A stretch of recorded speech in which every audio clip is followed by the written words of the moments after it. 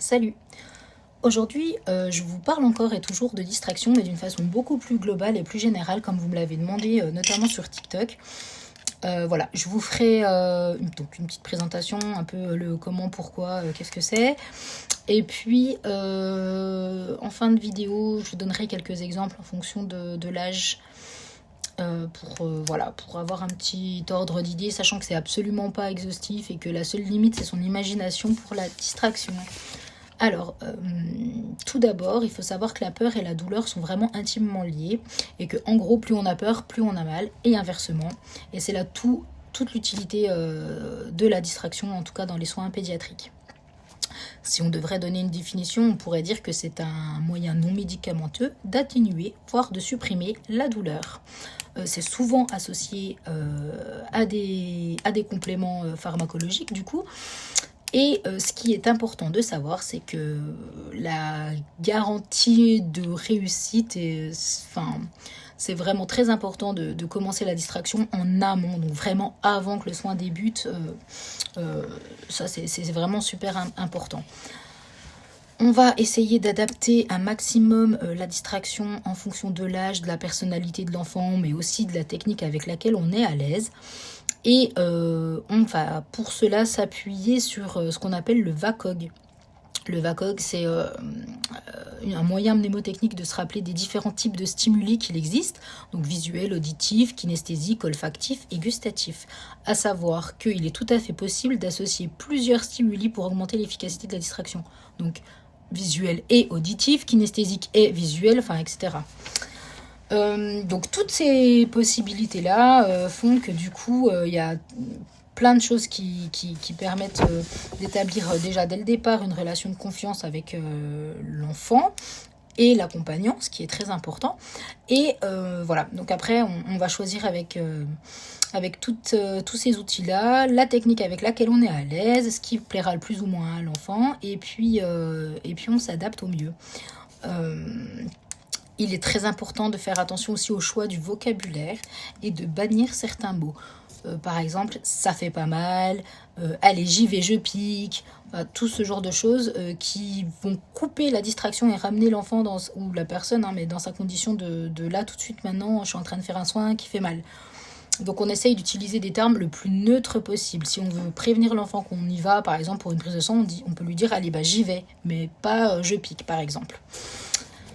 Voilà, je vais vous donner quelques exemples. Bon, il y a des choses que j'avais déjà repris, mais moi c'est ce que j'utilise le plus. Comme je vous disais, c'est pas exhaustif. Si vous avez d'autres moyens, n'hésitez pas aussi à me laisser des commentaires. Je serais ravie de découvrir tout ça. Entre 0 et 2 mois, je vous l'avais déjà dit, on peut utiliser donc l'allaitement si la maman allaite.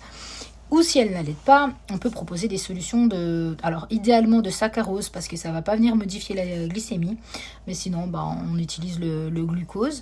Il y a une petite latence de 2 minutes, donc on commence à faire tétouiller la solution sucrée et 1 ou 2 minutes après on commence le soin. Ça fonctionne à peu près jusqu'à 2 mois. À partir de 2 mois, on va venir utiliser ce que je vous avais déjà présenté, donc des jouets lumineux. Moi je suis toujours avec mon petit renne en ce moment. Donc pour que le regard se focalise donc là sur le point lumineux, ça les captive en général. Sinon, des marionnettes de doigts. Donc en plus on raconte une histoire. Et ce qui est important, c'est bien de faire des mouvements pour attirer le regard. Voilà. À partir donc ça marche jusqu'à à peu près 2 ans.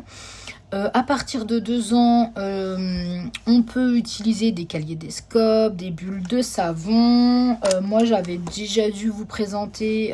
Miss Buzzy aussi, on peut. Moi, je l'utilise, Miss Buzzy aussi, à partir de cet âge-là, à peu près. Jusqu'à 6 ans. Et puis, à partir de 4 ans, on peut intégrer l'hypnose. Donc pour l'hypnose, je vous avais déjà parlé de l'application Hypnotidou. Ils ont commencé à se lancer dans des sessions sur les soins douloureux. Donc ça, je vous en avais déjà parlé. Je vous laisserai aller voir les vidéos correspondantes. Donc voilà, à partir de 6 ans, je vous avais la musique, etc. Je vous avais parlé aussi de ma balle à Orbis. Vous pouvez également utiliser des petits puzzles. Moi ça ils aiment bien parce qu'en plus ils repartent avec. Donc des choses qui sont assez faciles à faire avec une seule main. toujours l'hypnose, toujours Miss Buzzy en parallèle. Et donc ça jusqu'à à peu près 10 ans. Et ensuite, donc les jeux visuels, les livres, les casse-têtes. Pareil, moi ça pareil, ils repartent avec en général. Les jeux visuels, alors moi j'en ai dans ma salle, je vais vous montrer, c'est à peu près, c'est ça, où il y a des choses à compter. Combien il y a d'oiseaux, combien il y a de pigeons, combien il y a d'étoiles, enfin, toutes des choses, n'importe quel support visuel où il y a des choses à regarder, de toute façon ça peut faire l'affaire, hein. Il n'y a pas besoin de choses vraiment spécifiques, on peut faire avec les moyens du bord sur les jeux visuels. Après, il existe des choses dédiées à ça et c'est encore mieux. Voilà, et puis je voulais aussi terminer avec un point important pour pas que l'enfant quand même termine sur un moment désagréable, c'est une petite récompense. Alors nous on évite, voilà, dans une optique de limiter le sucre, etc. C'est vrai que c'est pas trop cohérent avec ce que je vous ai dit avant sur le bébé, mais plutôt que de distribuer un bonbon ou une sucette, nous on préfère un petit cadeau.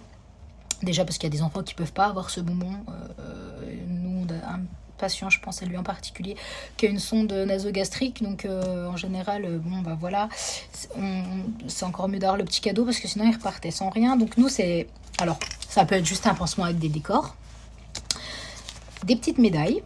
Donc nous, voilà, c'est des petites médailles. Bravo, félicitations. Et puis on vient mettre le sticker sur le pull.